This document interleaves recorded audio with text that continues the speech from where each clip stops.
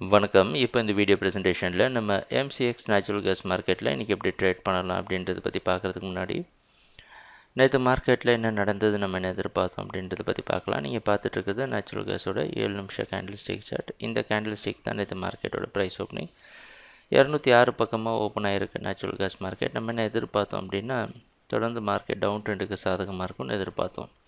ஆனால் மிகப்பெரிய stop loss வைக்கல, 208.6 தான் ஸ்டாப் லாஸ் வச்சுருந்தோம்.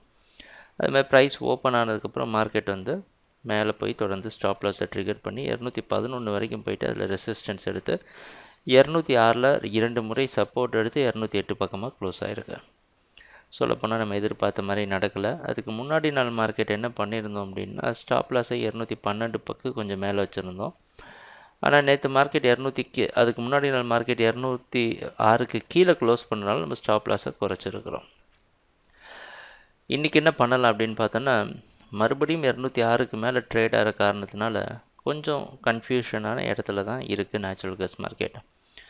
206 தான் இந்த கான்ட்ராக்டு 212 210 வரைக்கும் மேலே போச்சு. திருப்பி 206 வந்தது, திருப்பி 220 போயிருக்கு, மறுபடியும் 206 நிற்கிது. இந்த 206 அப்படின்ற இடம் ஒரு நல்ல சப்போர்ட்டாக தான் இந்த கான்ட்ராக்டுக்கு இருக்குது. ஆனால் பல முறை இந்த இடத்துல நமக்கு சோதனையும் கொடுக்குது.